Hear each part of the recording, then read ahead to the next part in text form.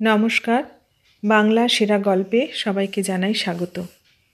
শুরু করছি আজকের গল্প। আজ পড়ে শোনাব প্রখ্যাত সাহিত্যিক তারাশঙ্কর বন্দ্যোপাধ্যায়ের লেখা গল্প অগ্রদানী। তাহলে শুরু করি গল্পটা। গল্পের নাম অগ্রদানী। একটা 6 ফুট 6.5 ফুট লম্বা কাঠিকে মাঝামাঝি মচকাইয়া নোয়াইয়া দিলে যেমন হয়, দীর্ঘ শীর্ণ পূর্ণ চক্রবর্তীর অবস্থাও এখন তেমনই। কিন্তু 30 বৎসর পূর্বে সে এমন ছিল না। তখন সে 32 বৎসরের জোয়ান, খাড়া সোজা। লোকে বলিত, মই আসছে মই আসছে। কিন্তু ছোট ছেলেদের সে ছিল মহাপ্রিয় পাত্র। বয়স্ক ব্যক্তিদের হাসি দেখিয়া সে গম্ভীরভাবে প্রশ্ন করিত, কী রকম হাসছ যে? এই দাদা, একটা রসের কথা হচ্ছিল। তা বটে। তা তোমার রসের কথা ও তোমার রস খাওয়ারই সমান। একজন হয়তো বিশ্বাসঘাতকতা করিয়া বলিয়া দিত, না দাদা, তোমাকে দেখেই সব হাসছিল, বলছিল মই আসছে। চক্রবর্তী আকর্ণ দাঁত মেলিয়া হাসিয়া উত্তর দিত, তা বটে। তা কাঁধে চললে স্বর্গে যাওয়া যায়। বেশ পেট ভরে খাইয়ে দিলেই বাস স্বর্গে পাঠিয়ে দেব। আর পতনে রসাতল, কি বলো দাদা? চক্রবর্তী মনে মনে উত্তর খুঁজিত। কিন্তু তাহার পূর্বেই চক্রবর্তীর নজরে পড়িত অল্প দূরে একটা গলির মুখে ছেলের দল তাহাকে ইশারা করিয়া ডাকিতেছে। আর চক্রবর্তীর উত্তর দেওয়া হইত না। সে কাজের ছুতা করিয়া সরিয়া পড়িত। কোনোদিন রায়েদের বাগানে, কোনোদিন মেয়াদের বাগানে ছেলেদের দলের সঙ্গে গিয়া হাজির হইয়া আম জাম বা পেয়ারা আহরণে মত্ত থাকিত। সরস পরিপক্ক ফলগুলির মিষ্ট গন্ধে সমবেত মৌমাছি বোলতারা ঝাঁক বাঁধিয়া চারিদিক হইতে আক্রমণের ভয় দেখাইলেও সে নিরস্ত হইত না। টুপটাপ করিয়া মুখে ফেলিয়া চোখ বুজিয়া রসাস্বাদনে নিযুক্ত থাকিত। ছেলেরা কলরব করিত, ওই তুমি যে সব খেয়ে দিলে। সে তাড়াতাড়ি ডালটা নাড়া দিয়া কতকগুলা ঝরাইয়া দিয়া আবার গোটা 2 মুখে পুরিয়া বলিত, আহ। কেহ হয়তো বলিত, বাহ পূর্ণ কাকা, তুমি যে খেতে লেগেছ, ঠাকুর পুজো করবে না? পূর্ণ উত্তর দিত, ফল ফল, ভাত মুড়ি তো নয়, ফল ফল। 30 বৎসর পূর্বে যেদিন এ কাহিনীর আরম্ভ, সেই দিন স্থানীয় ধনী শ্যামাদাসবাবুর বাড়িতে এক বিরাট শান্তি সস্তায়ন উপলক্ষে ছিল ব্রাহ্মণ ভোজন। শ্যামাদাসবাবু সন্তানহীন। একে একে 5-5টি সন্তান ভূমিষ্ঠ হইয়া মারা গিয়াছে। ইহার পূর্বে বহু অনুষ্ঠান হইয়া গিয়াছে, কিন্তু কোনো ফল হয় নাই। এবার শ্যামাদাসবাবু বিবাহ করিতে উদ্যত হইয়াছিলেন। কিন্তু স্ত্রী শিবরানী সজল চক্ষে অনুরোধ করিল, আর কিছুদিন অপেক্ষা করে দেখো, তারপর আমি বারণ করব না, নিজে আমি তোমার বিয়ে দেব। শিবরানী তখন আবার সন্তান সম্ভবা। শ্যামাদাসবাবু সেই অনুরোধ রক্ষা করিলেন। শুধু তাই নয়, এবার তিনি এমন ধারা ব্যবস্থা করিলেন যে সে ব্যবস্থা যদি নিষ্ফল হয়, তবে যেন শিবরানীর পুনরায় অনুরোধের উপায় আর না থাকে। কাশী, বৈদ্যনাথ, তারকেশ্বর এবং স্বগৃহে একসঙ্গে সস্তায়ন আরম্ভ হইল। সস্তায়ন বলিলে ঠিক হয় না, পুত্তেষ্টি যজ্ঞই বোধ হয় বলা উচিত। ব্রাহ্মণ ভোজনের আয়োজন বিপুল। শ্যামাদাসবাবু গলবস্ত্র হইয়া প্রতি পংক্তির প্রত্যেক ব্রাহ্মণটির নিকট গিয়া দেখিতেছেন কি নাই, কি চাই। এক পাশে পূর্ণ চক্রবর্তীও বসিয়া গিয়াছে, সঙ্গে তাহার 3টি ছেলে। কিন্তু পাতা অধিকার করিয়া আছে 5টি। বাড়তি পাতাটিতে অন্ন ব্যঞ্জন মাছ স্তূপীকৃত হইয়া আছে বলিলেও অত্যুক্তি হয় না। পাতাটি তাহার ছাঁদা। তাহার নাকি এটিতে দাবি আছে। সেই শ্যামাদাসবাবুর প্রতিনিধি হইয়া ব্রাহ্মণদিগকে নিমন্ত্রণ জানাইয়া আসিয়াছে, আবার আহারের সময় আহ্বান জানাইয়াও আসিয়াছে। তাহারই পারিশ্রমিক এটি। শুধু শ্যামাদাসবাবুর বাড়িতে এবং এই ক্ষেত্র বিশিষ্টিতেই নয়, এই কাজটি তাহার যেন নির্দিষ্ট কাজ। এখানে পঞ্চগ্রামের মধ্যে যেখানে যে বাড়িতেই হোক এবং যৎসামান্য আয়োজনের ব্রাহ্মণ ভোজন হোক না কেন, পূর্ণ চক্রবর্তী আপনি সেখানে গিয়া হাজির হয়। হাঁটু পর্যন্ত কোনো রূপে ঢাকে এমনই বহরের তাহার পোশাকি কাপড়খানি পরিয়া এবং বাপ পিতামহের আমলের রেশমের একখানি কালী নামাবলী গায়ে দিয়া হাজির হইয়া বলে, তা কর্তা কই গো, নেমন্তন্ন কীরকম হবে একবার বলে দেন। ওহ, মাছগুলো বেশ তেলুক তেলুক ঠেকছে। হুই হুই নিয়েছিল এক্ষুনি চিলে। চিলটা উড়িতেছিল আকাশের গায়ে। পূর্ণ চক্রবর্তী সেটাকেই তাড়াইয়া গৃহস্থের হিতাকাঙ্ক্ষার পরিচয় দেয়। দুর্দান্ত শীতের গভীর রাত্রি পর্যন্ত গ্রাম হইতে গ্রামান্তরে ফিরিয়া সে সকলকে নিমন্ত্রণ করিয়া ফেরে। প্রচণ্ড গ্রীষ্মের দ্বিপ্রহরেও আহারের আহ্বান জানাইতে চক্রবর্তী ছেঁড়া চটি পায়ে মাথায় ভিজা গামছাখানি চাপাইয়া কর্তব্য সারিয়া আসে। সেই কর্মের বিনিময়ে এটি তাহার পারিশ্রমিক। যাক। শ্যামাদাসবাবু আসিয়া পূর্ণকে বলিলেন, আর কয়েকখানা মাছ দিক চক্রবর্তী। চক্রবর্তীর তখন খান বিশেক মাছ শেষ হইয়া গিয়াছে। সে একটা মাছের কাঁটা চুষিতেছিল।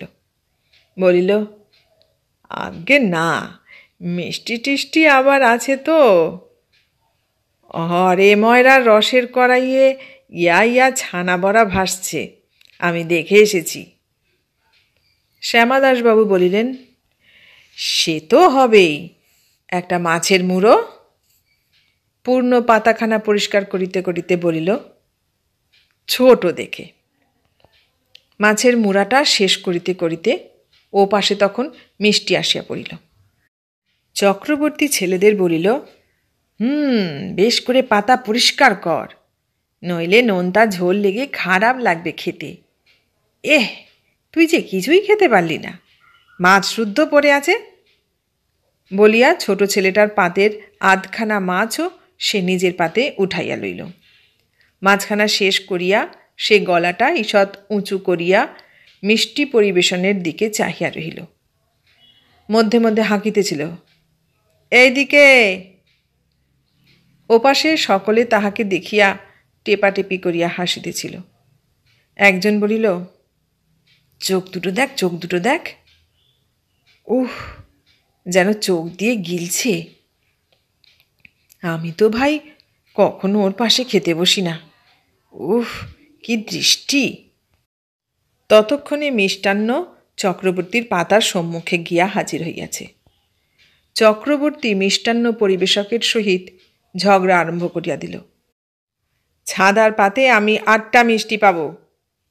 বাহ, সে তো 4টে করে মিষ্টি পান মশায়। সে 2টো করে যদি পাতে পড়ে তবে 4টে, আর 4টে যখন পাতে পড়ছে তখন 8টা পাবো না? বাহ।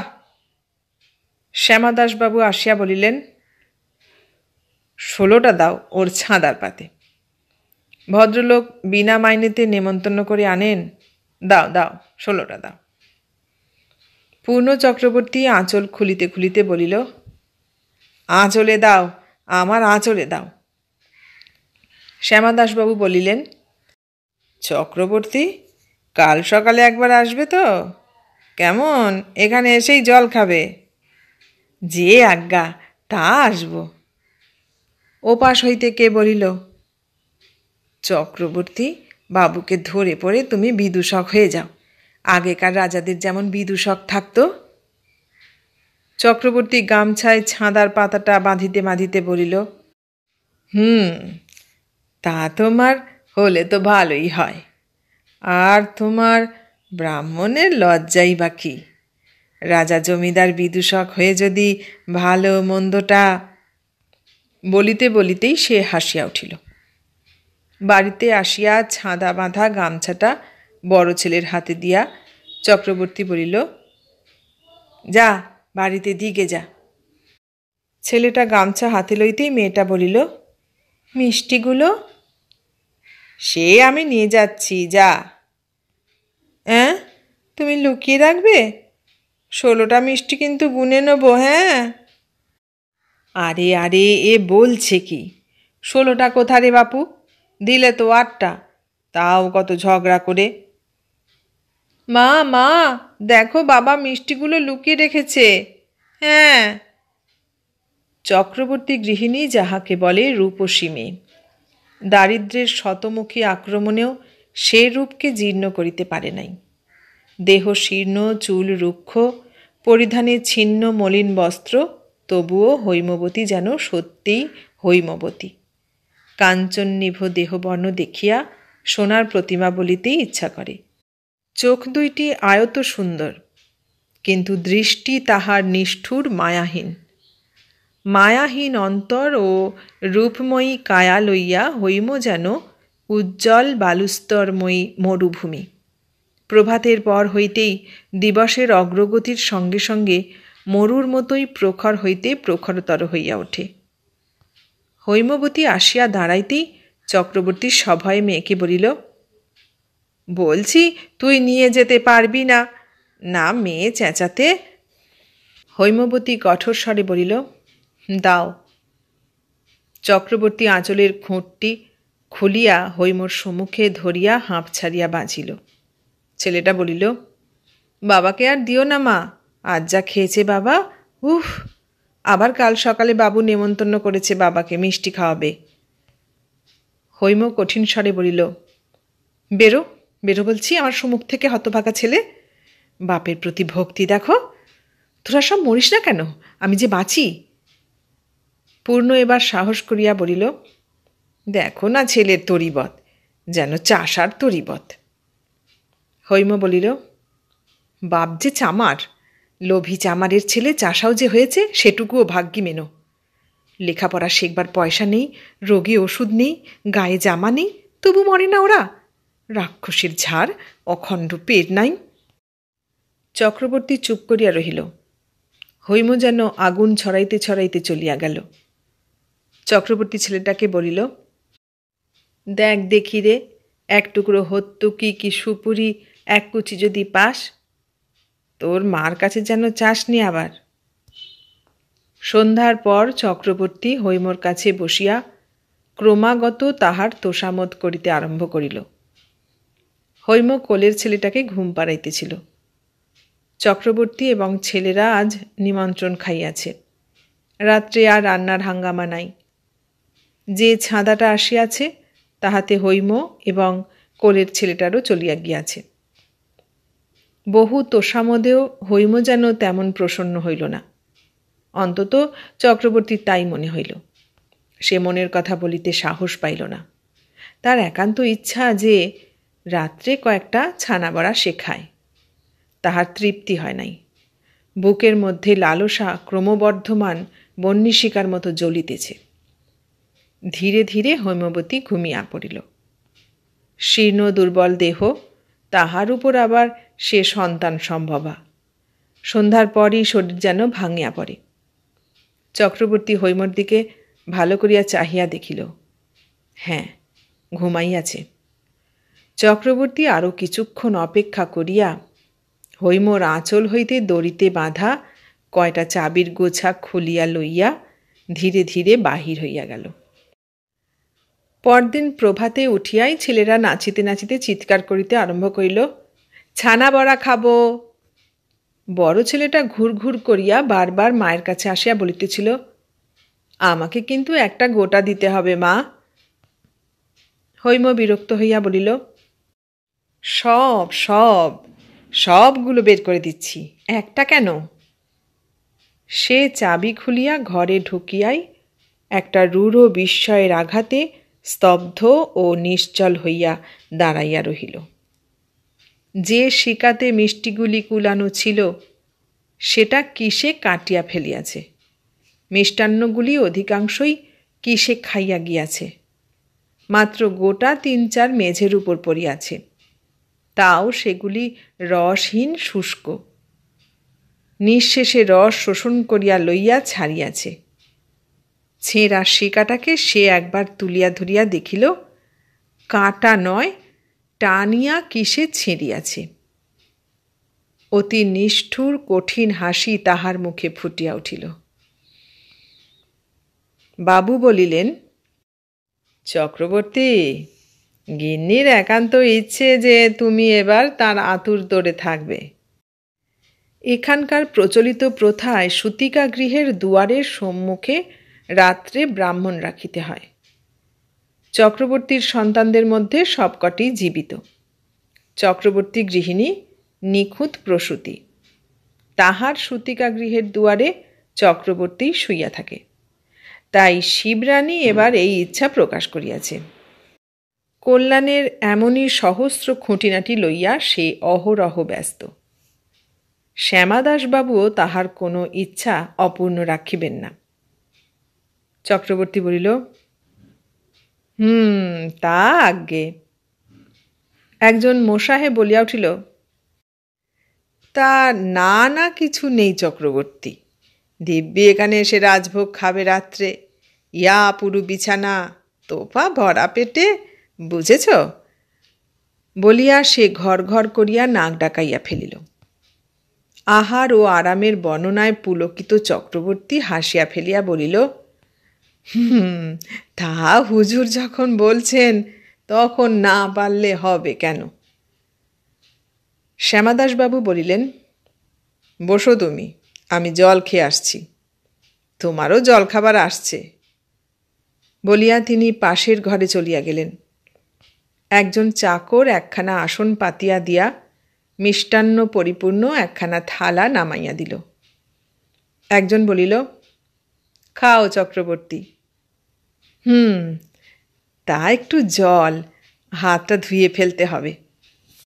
আর একজন পারিষদ বলিল, গঙ্গা গঙ্গা বসে পড়ো চক্রবর্তী, অপবিত্র পবিত্র বা ওং বিষ্ণু স্মরণ করলেই ব্যাস শুদ্ধ, বসে পড়ো। গ্লাসের জলেই একটা কুলকুচা করিয়া খানিকটা হাতে বুলাইয়া লইয়া চক্রবর্তী লোলুপভাবে থালার সম্মুখে বসিয়া পড়িল। পাশের ঘরে জলযোগ শেষ করিয়া আসিয়া শ্যামাদাসবাবু বলিলেন, পেট ভরল চক্রবর্তী? চক্রবর্তীর মুখে তখন গোটা একটা ছানা বড়া। একজন বলিয়া উঠিল, আগে কথা বলবার অবসর নেই এখন চক্রবর্তীর। সেটা শেষ করিয়া চক্রবর্তী বলিল, আগে পরিপূর্ণ, তিল ধরবার জায়গা নেই আর পেটে। সে উঠিয়া পড়িল। শ্যামাদাসবাবু বলিলেন, তোমার কল্যাণে যদি মনস্কামনা আমার সিদ্ধ হয় চক্রবর্তী, তবে 10 বিঘে জমি আমি তোমাকে দেব, আর আজীবন তুমি সিংহবাহিনীর একটা প্রসাদ পাবে। তাহলে তোমার কথা তো পাকা, কেমন? সিংহবাহিনীর প্রসাদ কল্পনা করিয়া চক্রবর্তী পুলকিত হইয়া উঠিল। সিংহবাহিনীর ভোগের প্রসাদ, সে যে রাজভোগ। তা পাকা বই কি, হুজুরের। কথা অর্ধসমাপ্ত রাখিয়া সে বলিয়া উঠিল, দেখি দেখি, ওহে দেখি। চোখ তাহার যেন জল জল করিয়া উঠিল। খানসামাটা শ্যামাদাসবাবুর উচ্ছিষ্ট জলখাবারে থালাটা লইয়া সম্মুখ দিয়া পার হইয়া যাইতেছিল। একটা অভুক্ত ক্ষীরের সন্দেশ ও মালপোয়া থালাটার উপর পড়িয়াছিল। চক্রবর্তীর লোলুপতা অকস্মাৎ যেন সাপের মতো বিবর হইতে ফনা বিস্তার করিয়া বাহির হইয়া বিষ উদ্গার করিল। চক্রবর্তী স্থান কাল সমস্ত ভুলিয়া বলিয়া উঠিল, দেখি দেখি, ওহে দেখি দেখি। শ্যামাদাসবাবু হাঁ হাঁ করিয়া উঠিলেন, করো কি? এঁটো, ওটা এঁটো, নতুন এনে দিক। চক্রবর্তী তখন থালাটা টানিয়া লইয়াছে। ক্ষীরের সন্দেশটা মুখে পুরিয়া বলিল, আগে রাজার প্রসাদ। আর সে বলিতে পারিল না। আপনার অন্যায়টা মুহূর্তে তাহার বোধগম্য হইয়া উঠিয়াছে। কিন্তু আর উপায় ছিল না। বাকিটাও আর ফেলিয়া রাখা চলে না।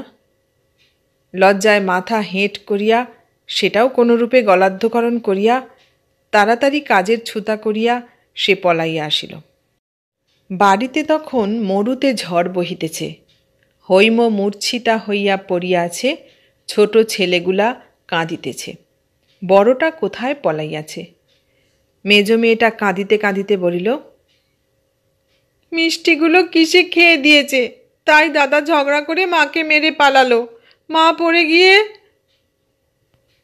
কথার শেষাংশ তাহার কান্নায় ঢাকিয়া গেল। চক্রবর্তীর চোখে জল আসিল।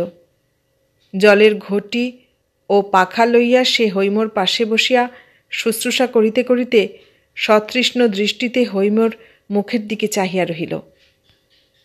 চেতনা হইতেই হৈম স্বামীকে দেখিয়া বলিয়া উঠিল, ছি ছি ছি, তোমাকে কি বলবো আমি, ছি। চক্রবর্তী হৈমর পা জড়াইয়া ধরিয়া কি বলিতে গেল, কিন্তু হৈম চিৎকার করিয়া উঠিল, মাথা ঠুকে মরব আমি, ছাড়ো, পা ছাড়ো। সমস্ত দিন হৈম নির্জীবের মতো পড়িয়া থাকিল। সন্ধ্যার দিকে সে সুস্থ হইয়া উঠিলে চক্রবর্তী সমস্ত কথা বলিয়া কহিল, তোমার বলছো আবার ওই সময়েই? তাহলে না হয় কাল বলে দেব যে পারবো না আমি। হৈম চিৎকার করিয়া উঠিল, না না না, মরুক মরুক, হয়ে মরুক আমার, আমি খালাস পাব। জমি পেলে অন্যগুলো তো বাঁচবে। শ্রাবণ মাসের প্রথম সপ্তাহেই সেদিন সন্ধ্যায় শ্যামাদাসবাবুর লোক আসিয়া চক্রবর্তীকে ডাকিল, চলুন আপনি, গিন্নিমায়ের প্রসব বেদনা উঠেছে। চক্রবর্তী বিব্রত হইয়া উঠিল। হৈমরও শরীর আজ কেমন করিতেছে। হৈম বলিল, যাও তুমি।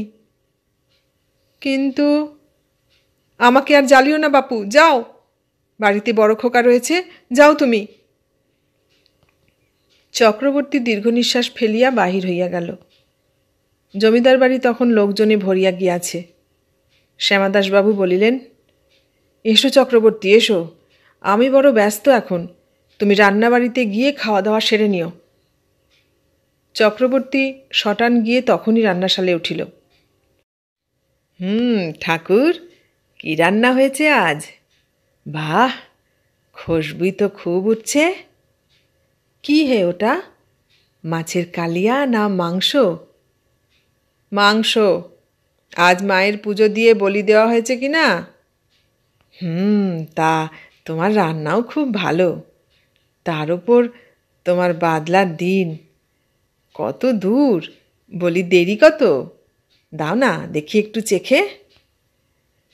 সে একখানা শালপাতা ছিঁড়িয়া ঠোঙা করিয়া একেবারে কড়াই ঘেঁষিয়া বসিয়া পড়িল। ঠাকুর বিরক্ত হইয়া বলিল, আচ্ছা লোভ তোমার চক্রবর্তী। তা বলেছ ঠিক, তা একটু বেশি, তা বটে। একটুখানি নীরব থাকিয়া বলিল, সিদ্ধ হতে দেরি আছে নাকি? হাতে করিয়া খানিকটা অর্ধসিদ্ধ মাংস তাহার ঠোঙাতে দিয়া ঠাকুর বলিল, এই দেখো, বললে তো বিশ্বাস করবে না, নাও। সেই গরম ঝোলি খানিকটা সরাত করিয়া টানিয়া লইয়া চক্রবর্তী বলিল, বাহ, ঝোলটা বেড়ে হয়েছে। তা তোমার রান্না যাকে বলে উৎকৃষ্ট। ঠাকুর আপন মনেই কাজ করিতেছিল, সে কোনো উত্তর দিল না। চক্রবর্তী আবার বলিল, তা তোমার এ চাকলায় তো কাউকে তোমার জুড়ি দেখলাম না। মাংসটা সিদ্ধ এখনো হয়নি, তবে তোমার গিয়ে খাওয়া চলছে। ঠাকুর বলিল, চক্রবর্তী, তুমি এখন যাও এখান থেকে, খাবার হলে খবর দেবে চাকররা, আমাকে কাজ করতে দাও, যাও, ওঠো। চক্রবর্তী উঠিত কিনা সন্দেহ, কিন্তু এই সময় তাহার বড় ছেলেটা আসিয়া ডাকিল, বাবা। চক্রবর্তী উঠিয়া আসিয়া প্রশ্ন করিল, কি রে? একবার বাড়ি এসো, ছেলে হয়েছে। তোর মা তোর মা কেমন আছে? ভালোই আছে গো, তবে দাইটাই কেউ নেই। দাই এসেছে বাবুদের বাড়ি, নাড়ি কাটতে লোক চাই। চক্রবর্তী তাড়াতাড়ি ছেলের সঙ্গে বাহির হইয়া গেল। হৈম, ভয় নেই, ভালোই আছি। তুমি শুদ্দুরদের দাইকে ডাকো দেখি, নাড়ি কেটে দিয়ে যাক। আমাদের দাইকে তো পাওয়া যাবে না। তাহাই হইল। দাইটা নাড়ি কাটিয়া বলিল, সুন্দর খোকা হয়েছে বাপু। মা বাপ সুন্দর না হলে কি ছেলে সুন্দর হয়? মা কেমন তা দেখতে হবে। চক্রবর্তী বলিল, তাহলে তাই তো, খোকা যাক, বলে আসুক বাবুকে, অন্য লোক দেখুক ওরা। হৈম বলিল, দেখো, জ্বালিও না আমাকে, যাও বলছি, যাও। চক্রবর্তী আবার অন্ধকারের মধ্যে বাবুদের বাড়ির দিকে চলিল। মধ্যরাত্রে জমিদার বাড়ি শঙ্খধ্বনিতে মুখরিত হইয়া উঠিল। শিবরানী একটি পুত্র সন্তান প্রসব করিয়াছে। পূর্ব হইতেই ডাক্তার আসিয়া উপস্থিত ছিল। সেই যতদূর সম্ভব সাবধানতা অবলম্বন করিয়া নাড়ি কাটিল। গরম জলে শিশুর শরীরে ক্লেদাদি ধুইয়া মুছিয়া দাইয়ের কোলে শিশুটিকে সমর্পণ করিয়া সে যখন বিদায় হইল, তখন রাত্রি প্রায় শেষ হইয়াছে। প্রভাতে চক্রবর্তী বাড়ি আসিতেই হৈম বলিল, ওগো, ছেলেটার ভোর রাত্রে যেন জ্বর হয়েছে মনে হচ্ছে। চক্রবর্তী চমকিয়া উঠিল, বলিল, তা? অবশেষে অনুযোগ করিয়া বলিল, বললাম তখন যাব না আমি, তা তুমি একেবারে আগুন হয়ে উঠলে। কিসে যে কি হয়। হৈম বলিল, ও কিছু না, আপনি সেরে যাবে। এখন পয়সাটাকের সাবু কি দুধ যদি একটু পাও তো দেখো দেখি। আমাকে কাটলেও তো এক ফোঁটা দুধ বেরোবে না। পয়সা ছিল না। চক্রবর্তী প্রাতকৃত সারিয়া বাবুদের বাড়ির দিকেই চলিল দুধের জন্য। কাছারি বাড়িতে ঘটিটি হাতে দাঁড়াইয়া সে বাবুকে খুঁজিতেছিল। বাবু ছিলেন না। লোকজন সব ব্যস্ত সমস্ত হইয়া চলাফেরা করিতেছে। কেহ চক্রবর্তীকে লক্ষ্যই করিল না। খানসামাটা বাড়ির ভিতর হইতে বাহির হইয়া কোথায় যাইতেছিল। সে চক্রবর্তীকে লক্ষ্য করিয়া বলিল, আজ আর পেশাদ টেশাদ মিলবে না ঠাকুর, যাও বাড়ি যাও। চক্রবর্তী ম্লান মুখে ধীরে ধীরে বারান্দা হইতে নামিয়া আসিল। একজন নিম্ন শ্রেণীর ভৃত্য একটা আড়াল দেখিয়া বসিয়া তামাক টানিতেছিল। চক্রবর্তী তাহাকে জিজ্ঞাসা করিল, হ্যাঁ বাবা, ছেলের জন্যে গাই দেওয়া হয়নি? সে উত্তর দিল, কেন ঠাকুর, ধারস্য খাবে নাকি? আচ্ছা পেটুক ঠাকুর, যা হোক। না, গাই দেওয়া হয়নি, বাড়িতে ছেলের অসুখ, ওসব হবে না, এখন যাও। শিশুর অসুখ বোধ হয় শেষ রাত্রেই আরম্ভ হইয়াছিল, কিন্তু বোঝা যায় নাই। সারা রাত্রিব্যাপী যন্ত্রণা ভোগ করিয়া শিবরানীও এলাইয়া পড়িয়াছিল। রাত্রি জাগরণ ক্লিষ্টা দাইটাও ঘুমাইয়াছিল। প্রভাতে বেশ একটু বেলা হইলে শিবরানী উঠিয়া বসিয়া ছেলে কোলে লইয়াই আশঙ্কায় চমকিয়া উঠিল। এ কি, ছেলে যে কেমন করিতেছে! তাহার পূর্বের সন্তানগুলি তো এমনভাবেই। চোখের জলে শিবরানীর বুক ভাসিয়া গেল। শিশুর শুভ্র পুষ্পতুল্য দেহবর্ণ যেন ঈষৎ বিবর্ণ হইয়া গিয়াছে। শিবরানী আর্তস্বরে ডাকিল, যমুনা, একবার বাবুকে ডেকে দে তো। শ্যামাদাসবাবু আসিতেই সে বলিল, ডাক্তার ডাকাও, ছেলে কেমন হয়ে গেছে, সেই অসুখ। শ্যামাদাসবাবু একটা দীর্ঘ নিঃশ্বাস ফেলিয়া বলিলেন, দুর্গা দুর্গা। কিন্তু সঙ্গে সঙ্গে তিনি ডাক্তার আনিতে পাঠাইলেন। স্থানীয় ডাক্তার তৎক্ষণাৎ আসিল এবং তাহার পরামর্শ মতো শহরেও লোক পাঠানো হইল বিচক্ষণ চিকিৎসকের জন্য।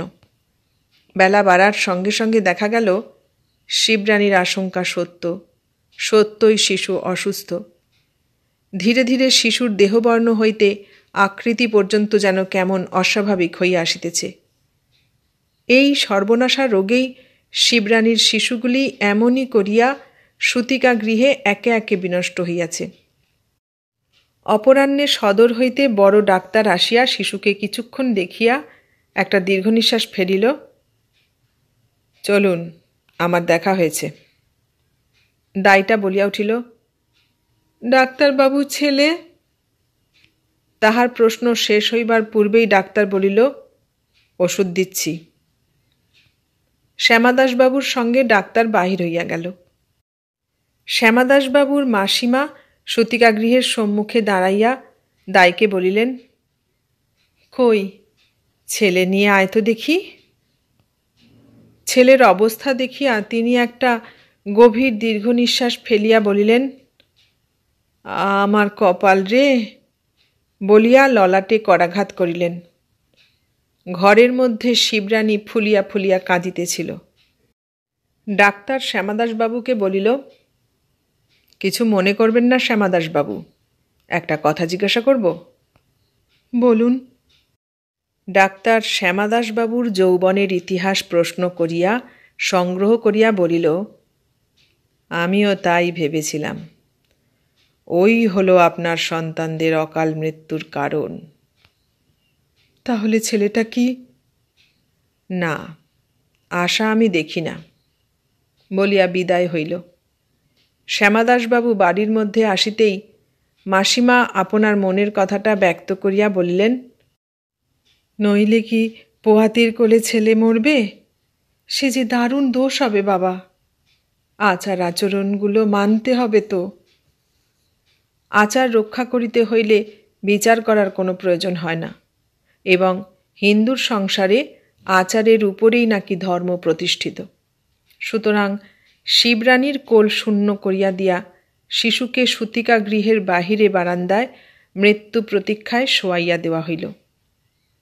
তাহার কাছে রইল দাই এবং প্রহরায় রহিল ব্রাহ্মণ, আর মাথার শিয়রে রহিল দেবতার নির্মাল্যের রাশি। ঘরের মধ্যে পুত্র শোকাতুরা শিবরানীর সেবা ও সান্ত্বনার জন্য রহিল যমুনাঝি। শ্রাবণের মেঘাচ্ছন্ন অন্ধকার রাত্রি। চক্রবর্তী বসিয়া ঘন ঘন তামাক খাইতেছিল। তাহার ঘরেও শিশুটি অসুস্থ, কিন্তু সে সারিয়া উঠিবে। চক্রবর্তী মধ্যে মধ্যে আপন মনেই বিদ্রূপের হাসি হাসিতেছিল। সে ভাবিতেছিল বিধিলিপি। তাহার শিশুটা মরিয়া যদি এটি বাঁচিত, তবে চক্রবর্তী অন্তত বাঁচিত। 10 বিঘা জমি আর সিংহবাহিনীর প্রসাদ নিত্য এক থালা। ভাগ্যের চিকিৎসা কি আর ডাক্তারি করিতে পারে? শিশুটি মধ্যে মধ্যে ক্ষীণ কণ্ঠে অসহ্য যন্ত্রণায় আর্তনাদ করিতেছে। চক্রবর্তী দাইটাকে বলিল, একটু জল টল মুখে দে রে বাপু। নিদ্রাকাতর দাইটা বলিল, জল কি খাবে গো ঠাকুর? তা বলছ, দি। সে উঠিয়া ফোঁটা 2 জল দিয়া শিশুর অধর ভেজাইয়া দিল। তারপর শুইতে শুইতে বলিল, ঘুমো ঠাকুর, তোমার কি আর ঘুম টুম নাই? চক্রবর্তীর চক্ষে সত্য সত্যই ঘুম নাই। সে বসিয়া আকাশজোড়া অন্ধকারের দিকে চাহিয়া আপন ভাগ্যের কথা ভাবিতেছিল। তাহার ভাগ্যাকাশও এমনই অন্ধকার। আহ, ছেলেটা যদি জাদুমন্ত্রে বাঁচিয়া ওঠে! চক্রবর্তী পৈতা ধরিয়া শিশুর ললাটখানি একবার স্পর্শ করিল। অকস্মাৎ সে শিহরিয়া উঠিল। ভয়ে সর্বাঙ্গ তাহার থরথর করিয়া কাঁপে। না না, সে হয় না, জানিতে পারিলে সর্বনাশ হইবে। দেখিতে দেখিতে তাহার সর্বাঙ্গ ঘামে ভিজিয়া উঠিল। সে আবার তামাক খাইতে বসিল। দাইটা নাক ডাকাইয়া ঘুমাইতেছে। ঘরের মধ্যেও শিবরানীর মৃদু ক্রন্দনধ্বনি আর শোনা যায় না। কলিকার আগুনে ফোঁ দিতে দিতে চক্রবর্তী আবার চঞ্চল হইয়া উঠিল। জ্বলন্ত অঙ্গারের প্রভায় চোখের মধ্যেও যেন আগুন জ্বলিতেছে। চিরদিনের জন্য তাহার দুঃখ ঘুচিয়া যাইবে। এ শিশুর প্রভাত হইতেই বিকৃত মূর্তি, তাহার শিশুও কুৎসিত নয়। দরিদ্রের সন্তান হইলেও জননীর কল্যাণে সে রূপ লইয়া জন্মিয়াছে। সমস্ত সম্পত্তি তাহার সন্তানের হইবে। উহ! পাপ যেন সম্মুখে অদৃশ্য কারা লইয়া দাঁড়াইয়া তাহাকে ডাকিতেছিল। গভীর অন্ধকারের মধ্যেও আলোকিত উজ্জ্বল ভবিষ্যৎ চক্রবর্তীর চোখের সম্মুখে ঝলমল করিতেছে। চক্রবর্তী উঠিয়া দাঁড়াইল, শিশুর নিকট আসিয়া, কিন্তু আবার তাহার ভয় হইল। কিন্তু সে এক মুহূর্ত, পর মুহূর্তেই সে মৃতপ্রায় শিশুকে বস্ত্রাবৃত করিয়া লইয়া খিড়কির দরজা দিয়া সন্তর্পণে বাহির হইয়া পড়িল। অদ্ভুত, সে যেন চলিয়াছে অদৃশ্য বায়ুপ্রবাহের মতো, নিঃশব্দ দ্রুত গতিতে। অন্ধকার পথেও আজ সরীসৃপ কীট পতঙ্গ কেহ তাহার সম্মুখে দাঁড়াইতে সাহস করে না। তাহারও সেদিকে ভ্রুক্ষেপ নাই। ভাঙা ঘর, চারিদিকে প্রাচীর ও সর্বত্র নাই। হৈমের সতিকা গৃহের দরজাও নাই। একটা আগর দিয়া কোনরূপে আগলানো আছে। হৈমও গাঢ় নিদ্রায় আচ্ছন্ন। চক্রবর্তী আবার বাতাসের মতো লঘু ক্ষিপ্রগতিতে ফিরিল। দাইটা তখনও নাক ডাকাইয়া ঘুমাইতেছে। রোগগ্রস্ত শিশু, মৃত্যু রোগগ্রস্ত নয়। সে থাকিতে থাকিতে অপেক্ষাকৃত সরল ক্রন্দনে আপনার অভিযোগ জানাইল। দাইটার কিন্তু ঘুম ভাঙিল না। চক্রবর্তী ঘুমের ভান করিয়া কাঠ মারিয়া পড়িয়া রহিল। শিশু আবার কাঁদিল। ঘরের মধ্যে শিবরানীর অস্ফুট ক্রন্দন এবার যেন শোনা গেল। শিশু আবার কাঁদিল। এবার যমুনা ঈষৎ দরজা খুলিয়া বলিল, দাই, ও দাই। ও মা, নাক ডাকছে যে। ঠাকুরও দেখছি মরার মতো ঘুমিয়েছে। ও দাই। দাইটা ধর্মর করিয়া উঠিয়া বসিল। যমুনা বলিল, এই বুঝি তোর ছেলে আগলানো? ছেলে যে কাতরাচ্ছে, মুখে একটু করে জল দে। দাইটা তাড়াতাড়ি শিশুর মুখে জল দিল। শুষ্ক কণ্ঠে শিশুর ঠোঁট চাটিয়া জলটুকু পান করিয়া আবার যেন চাহিল। দাই আবার দিল। এবার সে সাগ্রহে বলিয়া উঠিল, ওগো, জল খাচ্ছে গো ঠোঁট চেটে চেটে। শিবরানী দুর্বল দেহে উঠিয়া পড়িয়া বসিল। নিয়ে আয়, ঘরে নিয়ে আয় আমার ছেলে, কারো কথা আমি শুনব না। প্রভাতে আবার লোক ছুটিল সদরে। এবার অন্য ডাক্তার আসিবে। মৃত্যুদ্বার হইতে শিশু ফিরিয়াছে, দেবতার দান, ব্রাহ্মণের প্রসাদ। চক্রবর্তী নাকি আপন শিশুর পরমায়ু রাজার শিশুকে দিয়াছে। হতভাগ্যের সন্তান মারা গিয়াছে। প্রায়ান্ধকার সতিকা গৃহে শিবরানী জ্বর কাতর শিশুকে কোলে করিয়া বসিয়াছে। তাহার ভাগ্যদেবতা তাহার হারানো মানিক। 10 বিঘা জমি চক্রবর্তী পাইল। সিংহবাহিনীর প্রসাদ 1 থালা করিয়া নিত্য সে পায়। হৈম অপেক্ষাকৃত শান্ত হইয়াছে, কিন্তু চক্রবর্তী সেই তেমনি করিয়াই বেড়ায়। লোকে বলে, স্বভাব যায় না মোলে। চক্রবর্তী বলে, তা বটে, কিন্তু ছেলের দল দেখেছ? এক একটা ছেলে যে এক একটা হাতির সমান। হৈম ছেলেগুলিকে স্কুলে দিয়াছে। বড় ছেলেটি এখন ইতরের মতো কথা বলে না, কিন্তু বড় বড় কথা বলে। বাবার ব্যবহারে স্কুলে আমার মুখ দেখানো ভার মা। ছেলেরা যা তা বলে। কেউ বলে ভাঁড়ের বেটা খুঁড়ি, কেউ কেউ আবার দেখলেই সরাত করে মুখে ঝোল টানে। তুমি বাপু বারণ করে দিও বাবাকে। হৈম সে কথা বলিতেই চক্রবর্তী সহসা যেন আগুনের মতো জ্বলিয়া উঠিল।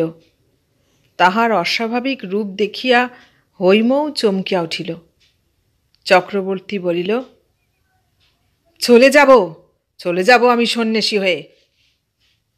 ব্যাপারটা আরও অগ্রসর হইত, কিন্তু বাহির হইতে কে ডাকিল, চক্রবর্তী। কে? বারুজ্জেরা পাঠালে হে, ওদের মেয়ের বাড়ি তত্ত্ব যাবে, তোমাকে সঙ্গে যেতে হবে। ওরা কেউ যেতে পারবে না। লাভ আছে হে, ভালো মন্দ খাবে, বিদেয়টাও পাবে। আচ্ছা চলো যাই। চক্রবর্তী বাহির হইয়া পড়িল। বারুজ্যেদের বাড়ি গিয়া যেখানে মিষ্টির তৈয়ারি হইতেছিল সেখানে চাপিয়া বসিয়া বলিল, ব্রাহ্মণস্য ব্রাহ্মণঙ্গতি। তা যেতে হবে বই কি।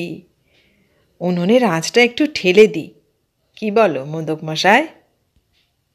সে সতৃষ্ণ নয়নে কড়াইয়ের পাকের দিকে চাহিয়া রহিল। বৎসর 10 পর শিবরানী হঠাৎ মারা গেল।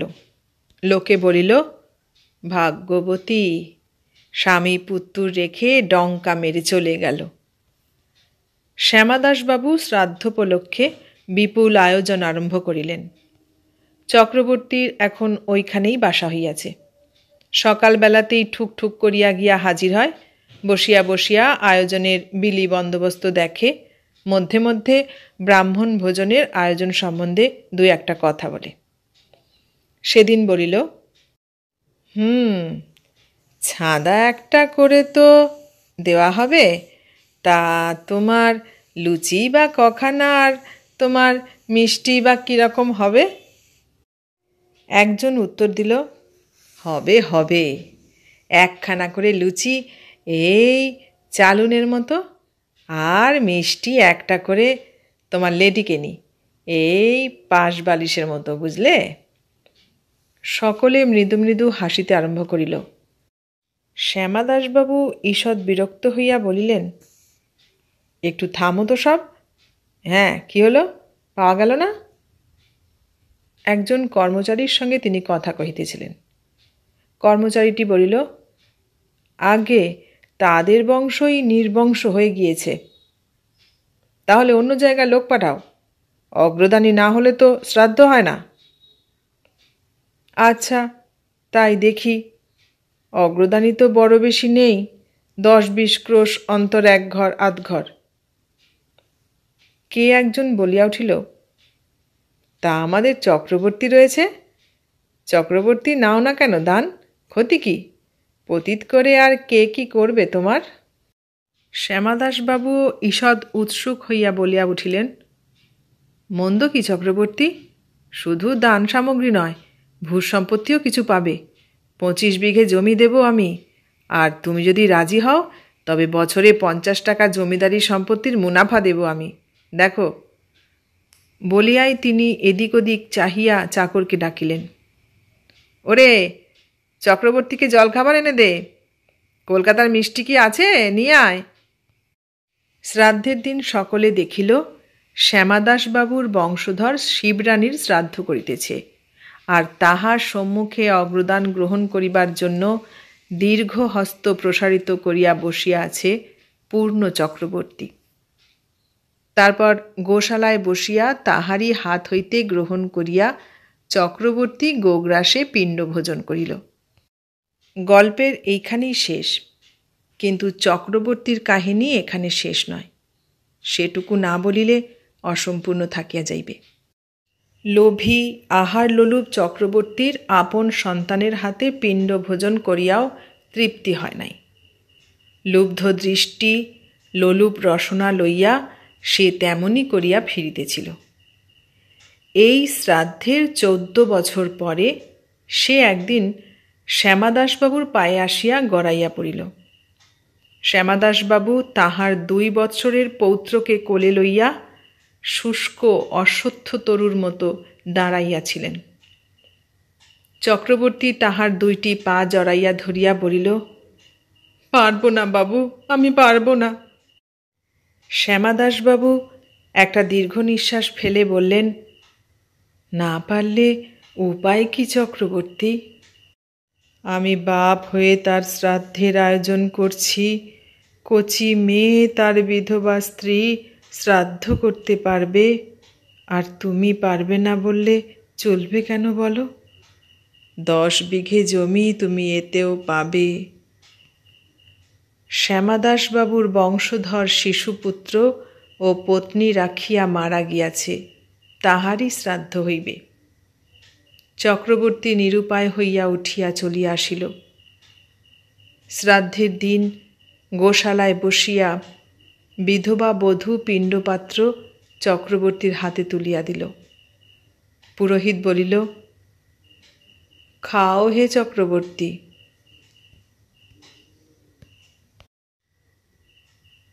এতক্ষণ শুনলে তারাশঙ্কর বন্দ্যোপাধ্যায় লেখা গল্প অগ্রদানী। কেমন লাগলো গল্পটা?